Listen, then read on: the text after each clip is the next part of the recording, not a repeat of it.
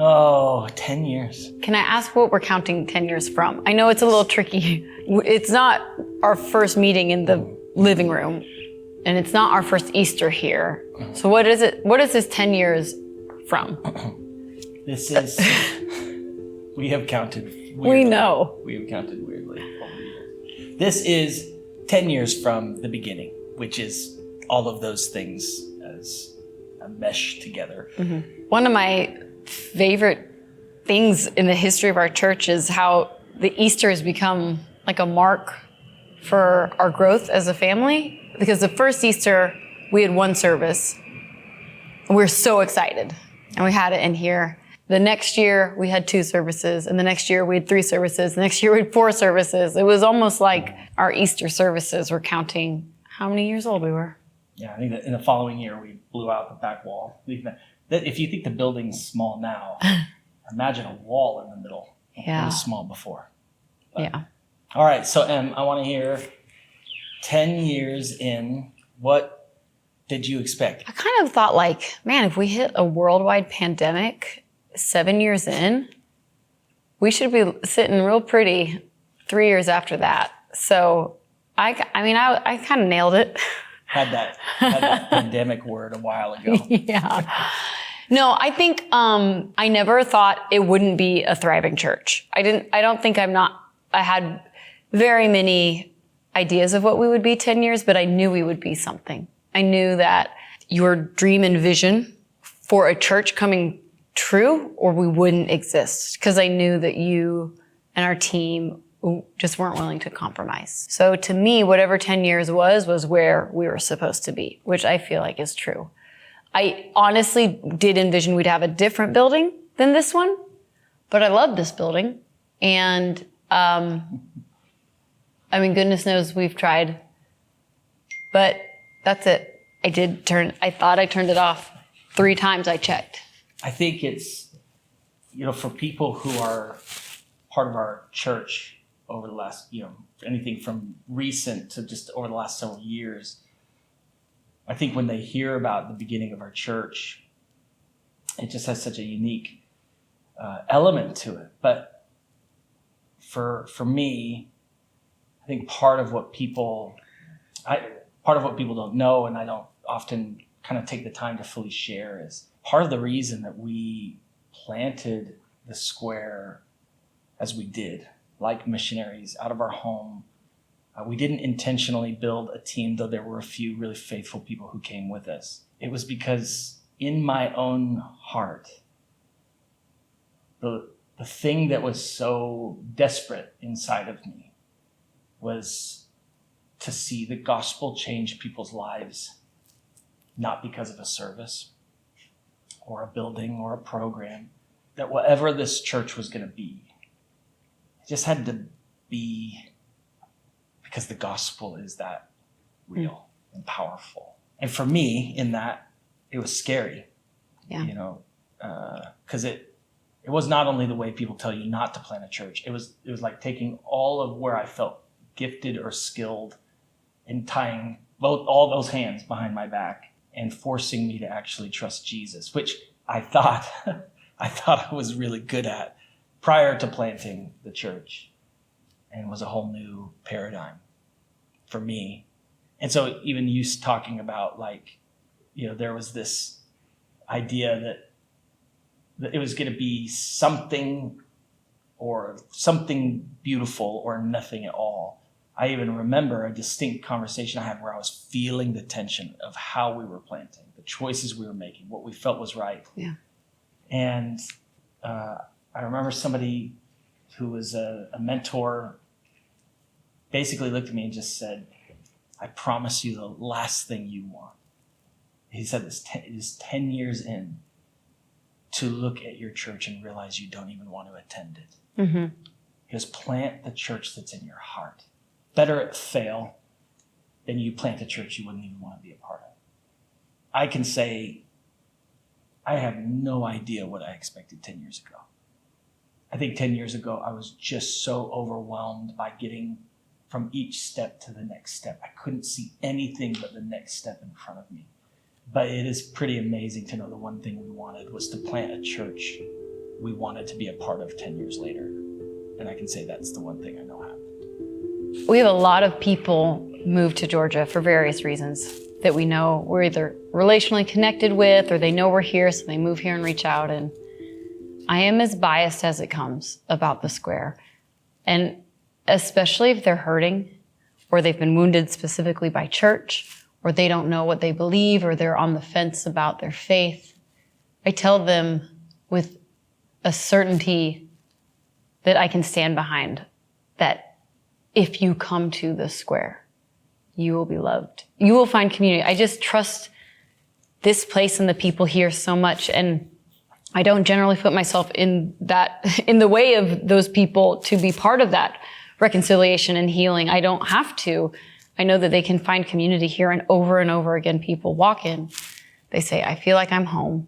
And it's the church community that comes around them and loves them back into health and wholeness in Jesus. And I am always of the opinion that you should be obedient to the Lord. So when people go to other churches because the Lord speaks to them, I don't feel anything but excitement that they're being obedient. But aside from the word of the Lord, I think we have the best church around. And I have no ego in that. It's because of the people here that I know you'll be safe here. I know someone will be safe here. Some ego in that. None ego. None ego. What do you miss about the first few years? Or do you miss anything at all? No, I miss a few things. So most people weren't at the Square when it was in the garage, but this is what my Sunday looked like. I would put Rowan down for a nap from 1 to 3. I would clean the house as best I could. And then around 4 o'clock, our team would show up, and generally with remember those frozen lasagnas from Costco? Mm-hmm. We'd have 2 of them. We'd put them in the oven. We learned not to cook them frozen because that takes 5 hours. We'd thaw them, put them in the oven. Then around 5 o'clock, the team would eat, and then we would do little things together. We'd set up the chairs downstairs.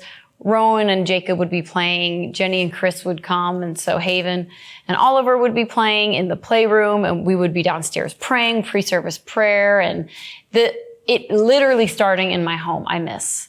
And all of the familiarity that came with that. But they actually didn't have to come upstairs if I wasn't, right? It was just the team. They come upstairs, but most people stayed in the garage. And I think that it served me, and specifically the other moms on staff, so well to be able to be present in the service and just go upstairs and see our kiddos and put them to bed. The girl who ran Pixels, the very first Pixels leader, Jenny, would put them to bed as part of Pixels curriculum. She would put the little boys to bed upstairs. I miss the intimacy of those times and how easy it was to hang out afterwards and laugh and talk and I miss those, the easiness of it. And I kind of miss the seasons where there wasn't a lot at stake. We didn't have a building. We didn't have that many people. On every given Sunday, the ability to pivot and listen to the Holy Spirit, it just was we had greater opportunity because there was less earthly things at stake. And we are a church that listens to the Holy Spirit, but we still are serving hundreds of people on a weekend, and we have Pixels, and now we have, properties and all of these things that we have to worry about that we just didn't have to worry about back then. And I miss sometimes the simplicity of that. You probably felt like a lot was at stake those first few years because that was the make or break it. I was like, whatever happens, happens.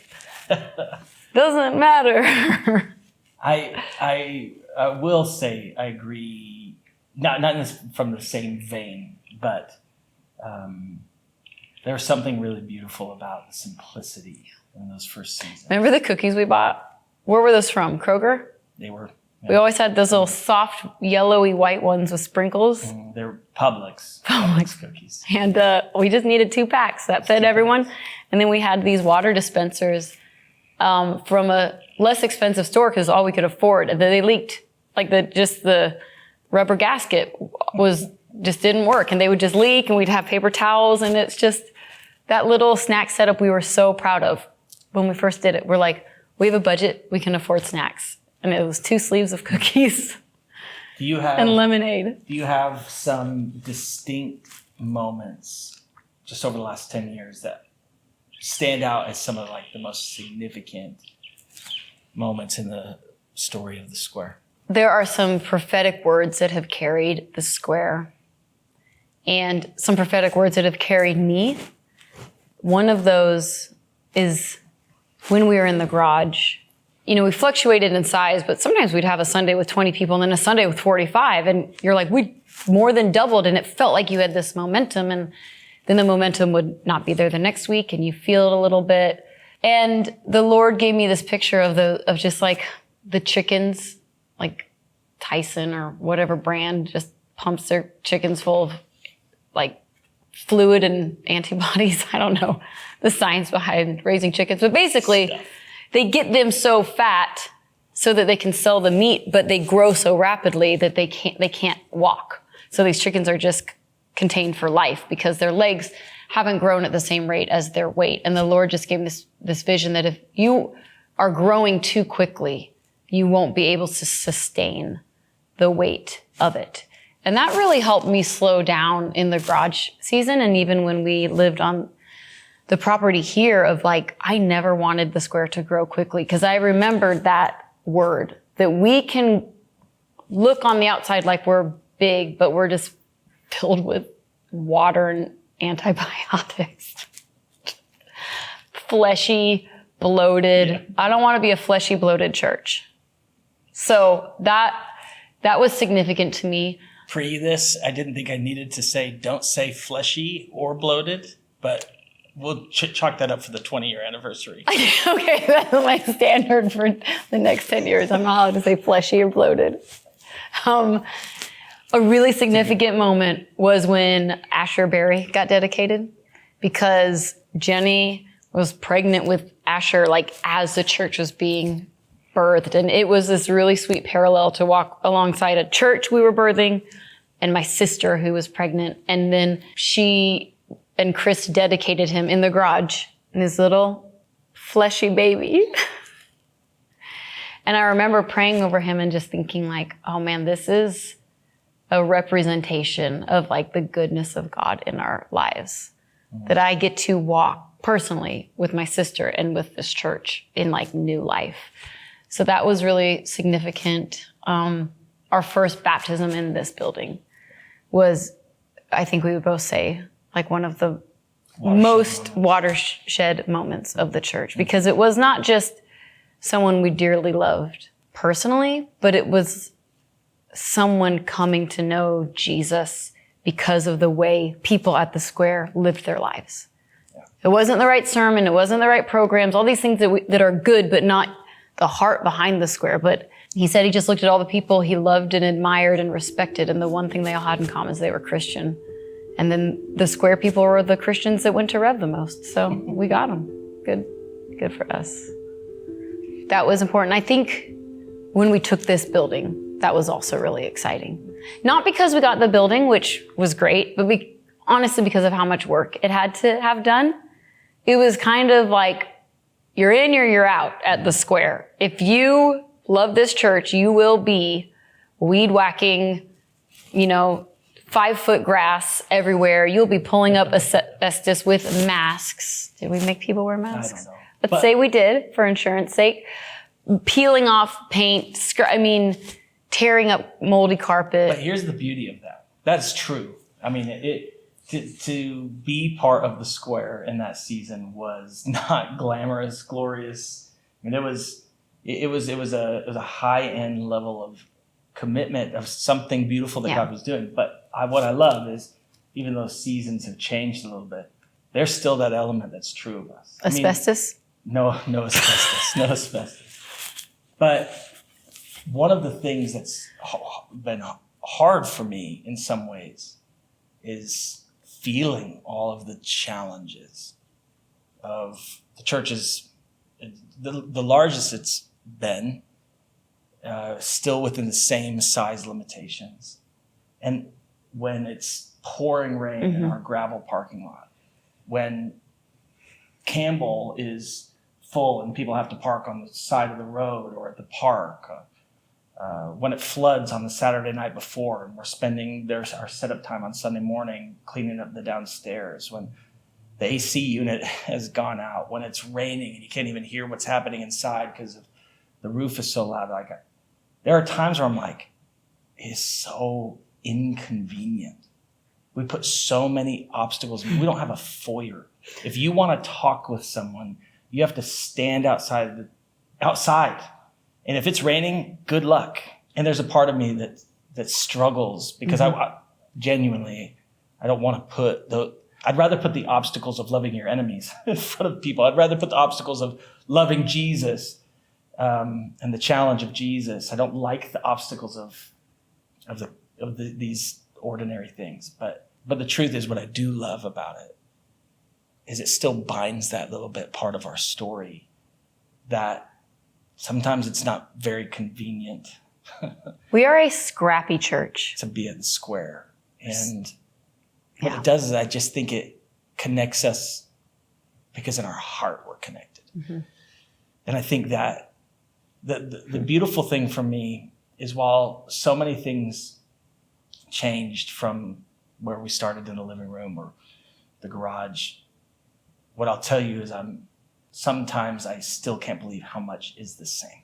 Mm. And it makes me grateful. I mean, we do on Sunday mornings exactly what we did in February of 2013. It might sound a little better. The AC might be a little more regulated. But what we are hopefully a little more mature and grown up in Jesus. But the heart we've had, the vision we've had, the desires we've had. One of the things that's so interesting about 10 years in is that when we planted, we had this vision in our heart. We saw it. We believed it. We knew it. It wasn't false attempts or just our walking through a process of inevitably needing to write a mission statement. Like, it was in our bones, but still it was hope. It was dreams. It was belief. The amazing thing is to see hope and dream and belief actually come to life. And I think now we know who we are more than we ever had, but it's not different than who we wanted to be. It's just narrower. It's these things that we knew were in us. Now we know what they actually are. They've gone from seed to tree to fruit. They've gone from hope to reality. And I think what makes me so excited about that is when you think about all of the change that's happened for the heart and the mission to be what it's always been is, for me, one of the greatest joys and why I love our church. I'm really thankful. 10 years in, I'm really thankful. Yeah. I can say that. I think about, it's interesting when I ask you about moments that you kind of go all the way back. But when I think about moments, I think about the real high highs and I think about the real low lows. 2016 was a magical year. It was the first time I think I'd ever experienced a legitimate season of renewal. I think our church doubled that year. So many people gave their life to Christ that year. We really launched missional communities in a brand new way. But every time we gathered, there was something so precious and powerful and beautiful. It was the first taste of some of the promises of God in some ways. And then I think about 2020. We all had this very shared experience. We all had very unique experiences in the midst of it. It was a transformational moment in my life. The powerful thing about 2020 was I felt like I had lost everything that we had come to build. It was scary. And I think for me, walking through that season, was a return back to my first heart of planting the church and my first love. I can't say that I would ever want to walk through 2020 again, but I can tell you I don't want to be the man that didn't go through that. I would take 2020 again to receive its lessons for me. Because when we planted the square, nothing mattered but Jesus. And anything in my heart that wasn't there, it was just like writhing on the outside of me. So there was no in between. And as the church grew over those next 7 years, I think I couldn't see again how I slipped back into the trust of my gifts and the trust of whatever talents I bring to the table, which is about one. It's called crying. Everything for me that I feel like, oh, I can do this, and then suddenly it's all gone. Yeah. And it feels like it may not come back, or it feels like I may not have what it takes for it to come back. And then you realize, oh, there it is. All I'm thinking about is, do I have what it takes? Which means I think we're here because I did have what it took. And that was hard. That was a hard moment to realize my trust had shifted. It was a hard moment for lots of reasons. Our church changed. So many people moved, people left, people changed churches, which now looking back, you realize there was so much positive in the midst of it. And God just has his hand on people. But it was hard. I felt like I was drowning. But God met me before he started to lead the church back to life. And so when I think about moments, I think about those two and even what they represent. That this first taste of like the presence of God in a way I never experienced before in 2016. And 2020 coming back to the same brokenness in my heart. And I kind of feel like I don't know what the next 10 years is going to look like. But for me, I imagine it'll involve both of those things. The moments of God moving like never before, and the moments where I realize, oh man, my heart can trust in myself so easily. And I'm just thankful that Jesus meets me in that. And then, of course, the moment of earlier this year, the most significant encounters of the presence of God I've ever experienced in my life. And Easter this year. I think Easter this year, I was sitting in the front row, which we don't sit in the front row because we think it's special. We sit in the front row because no one likes sitting there. So if anyone feels like the reputation of the front row is that it's staff only, it's not. We are taking the bullet for you guys. Because sometimes it will be standing room only in the back, empty front row. Still, no one sits there. No one sits there. I'd rather sit on the ground. Yeah. Next to the senior pastor. I was sitting up there looking around, and Phil was... Can I just say, I always feel so awkward when a first-time guest gets sat next to us, because I know they're like, no. This is not, they are not coming back. This is not what I signed up for. It's my first time, and I have to sit next to that. It's, I almost want to lean over and be like, I'm so sorry. There's a great church down the road next week. No way. People love the front row when they get up there. Give it a try. Give it a try. And I was looking around. Phil was preaching. I was thinking about how the morning went. And this is the first time this thought has crossed my mind in 10 years.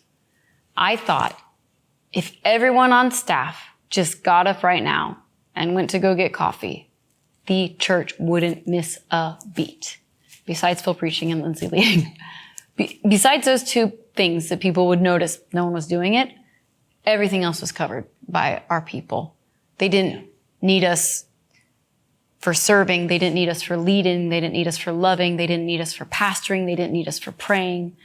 And I just thought, like, this is what I've dreamed of. Yeah. Not being needed. The great dream. The great reward. Emily's heart.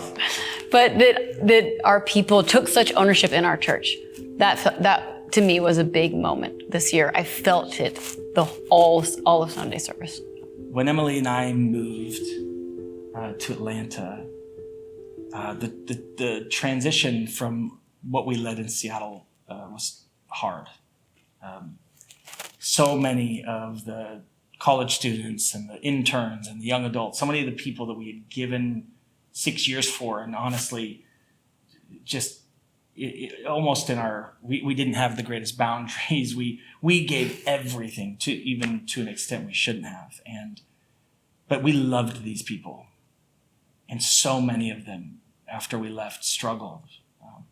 Many walked away from Jesus, walked away from faith. Many just walked through hard things, and God has been faithful in so many of their stories. But it was a distinctly challenging moment, and I remember feeling the grief of it. And Emily and I, I remember this. We were just sitting in the car, and as I processed through it, I had just realized that I had taught people how to be okay because they were close to me, and not how to be okay because they were close to Jesus. And I had this just zeal to just remember saying, whatever we do, we have to teach people to be okay because they're near Jesus, and they're going to be okay knowing how to be near Jesus because they can pray and they can read their Bibles. And it was that conversation where you and I started dreaming about building this school of the New Testament. I don't even remember if we had a name for it then. But this idea of taking this training that we had received through SBS, School of Biblical Studies, which you now lead, and how do we get this in the hands of every single person in our church? Mm-hmm. And now, you and Eliza give birth to the school. You hand it off to Eliza, and she leads it to a new place. And now in this School of Biblical Studies and School of the New Testament, this Biblical activation team that's forming, we're having schools of the New Testament replicate in other churches. And I just think about what started as pain in our soul are now hundreds and hundreds of people being transformed by knowing their Bible in churches around the United States, starting to launch schools of the New Testament. Now with the vision of what I believe is going to happen, that we're going to see 1,000 School of the New Testament in different churches around the United States. Like it just this is the power of what Jesus does. What started as pain is now turned into life. How many moments were it was just God and sincerity. And now I'm like, this is remarkable. I cannot believe God took that and did this. You and Eliza are pretty talented, but I'm still impressed. Well, the word given to our church about the renewal of Atlanta, it's a big vision to see Atlanta renewed. But those big visions don't happen without the tiny renewals. The renewals of people's mind through the word, the renewal of their hearts back to the Lord, the renewal of their relationships with friends and family, these little renewals that start in pain, and then you see what God does. They not only build a foundation to grow on, they also build momentum for the future. It's like a exponential growth that God does with renewal, and it is remarkable to see. And we are very talented. One thing that we have based our church off of from the very beginning, when he gave us a zip code in our quiet times, is that we follow the words of the Lord that are given to us, that are trustworthy, in alignment with Scripture, from people that have a history of being prophetic. So I'd love to hear, what are some of the most impactful prophetic words you've had spoken over the square that we have seen God fulfill? And then what are some of those prophetic words that we're still holding on to, that we get to look forward to the way that he brings it to pass? Well, the one that immediately comes to my mind, which always immediately comes to my mind, is when Ben Dixon gave us the word that God was going to give us a building at the very way back when we were in the garage. And then I remember him stopping and he goes, nope, the Lord says he's going to give you 2 buildings. Yeah, listen, I pray that word every day. And we believe that. So, I've called Ben and said, hey, can you go back to the Lord? And it's like, is it the first and the second building that are given? Is it the first and the third building? I want to know how to hold this. But first and the third. No, I believe that. I mean, that was such a guy. In fact, and one of the things Ben said is God is going to bless your community to be a generous people. Yeah. And he said, you'll never fear for finances like most pastors do. And I don't even know if I knew how to hold that then, but it's not only is God faithful, the radical generosity of our church. Mm-hmm. I think generosity is something that we value so much, and I think we try to get that value across to our church, but their generosity goes beyond anything. And our church is generous on its own without us. It's almost like a gift. The Lord's like, not, hey, I'm going to make generosity important, so teach your people. It's like, hey, generosity is important to you, so I'm going to give you generous people. It's just been really sweet. And I remember some of the distinct things that I felt God spoke to me or to us at the beginning. One of the clearest words God gave me was when we were still in Seattle, when I was wrestling with church planting and the idea of it, moving to Atlanta, all of it. And I remember that's where God talked about building a house for prodigals. Mm-hmm. And I remember him telling me he was sending a prodigal who came home to Atlanta to call people home.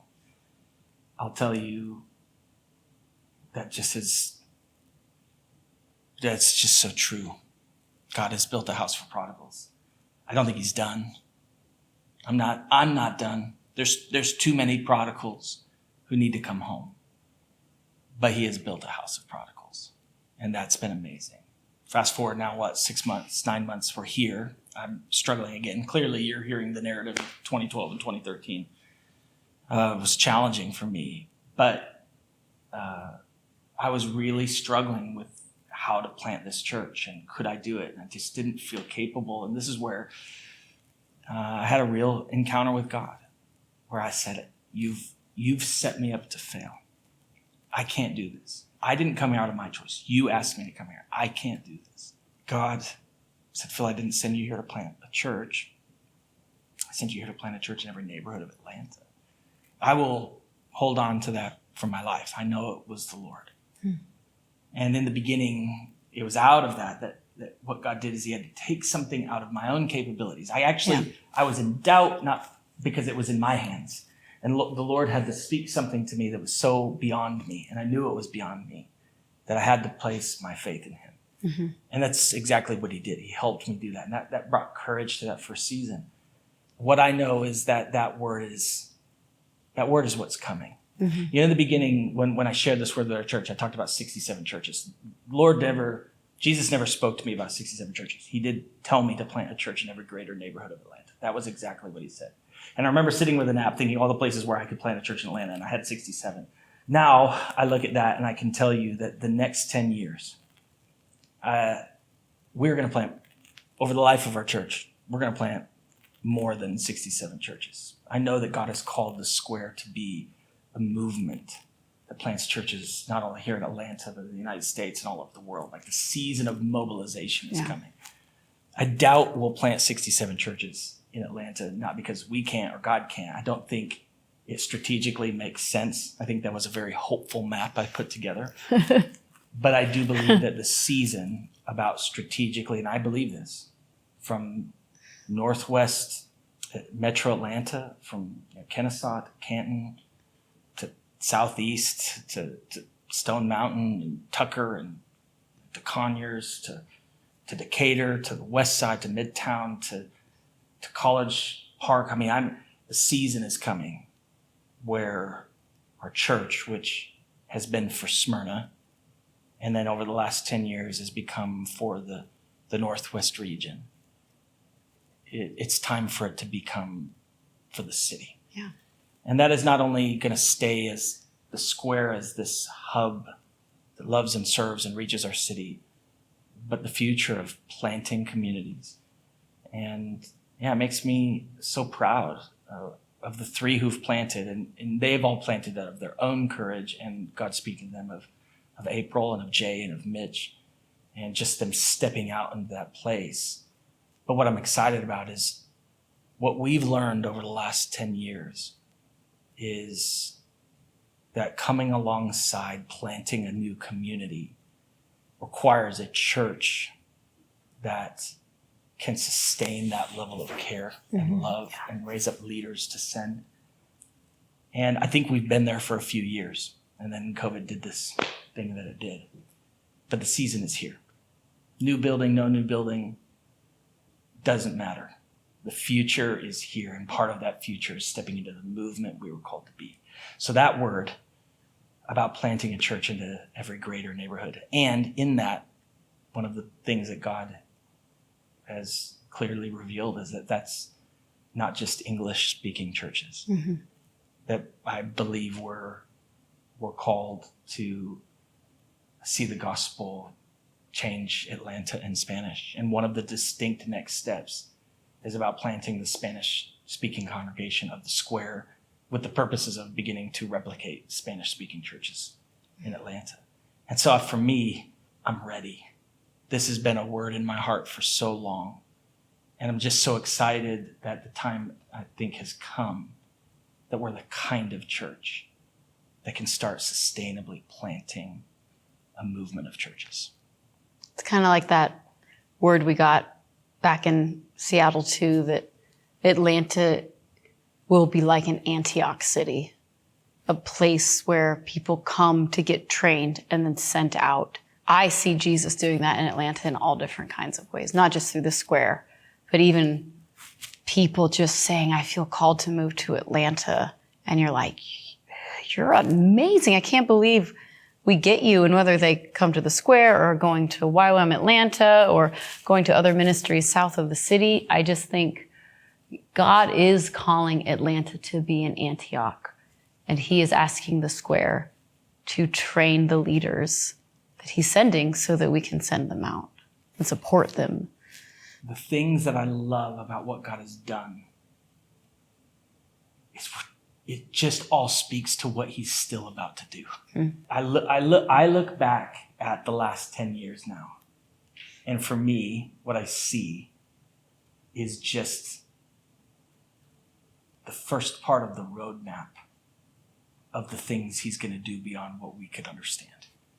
That the things that have started in forms of food pantry and up tutoring and foster care ministry and food delivery are just the smallest picture of what it's going to look like to love and radically care for our community. The launching of S&T and S&Ts, the planting now of School of Biblical Studies. It's just the first picture of a movement of biblical literacy across the church. The pictures of even home churches. I mean, I still remember the first two missional communities we tried to start and what God is doing in home churches and our steps towards so many pieces of our future. It's like you can look back and you just go, oh, I see what the future is going to be like, because it's going to be the flourishing of all that God has started. And that makes me really excited. Remember how when we had our first missional communities, we met on a different day of the week, each week of the month? That did not so idealistic go well. Stupid. I look back at some of those first decisions. And that was a fun missional community, but I'm like, is today a Wednesday or a Thursday week? Oh, yeah. Who knows? Midnight church, missional community, we're going to just change it up on you. Yep. You really want to be in it. We tried to make it we were a very inconvenient church. But ironically, when we met in the garage church, we had more toilets available to people. It's painful. Than here. It is really quite painful. I mean, as a pastor, there are times where I have to go to the bathroom so bad But I know I'm just waiting until after the third service ends. They have nice bathrooms over at Cobb Park, actually. Come to the square. Come to the square. Don't wear Park heels. Across the street. You might twist where your there's ankle. No walkway has nice bathrooms. Nice bathrooms. So gross. They're They're just literally bathrooms. they're not outhouses, is what I'm saying. What are they called? Porta potties? They're not porta potties. Cement bathrooms. It's nice enough. Listen, when Cement bathrooms are good enough for the square you fell in church. love on the mission field, anything above a porta potty is a good bathroom. Anything above a squatty potty is a good bathroom. This is not making it into the video. Yes, it will. Oh, man. The 10 years. It's not, we might be the ones making this video, but this is not our story. Like this. I think that's the part actually means so much. This is not our story. Like, this is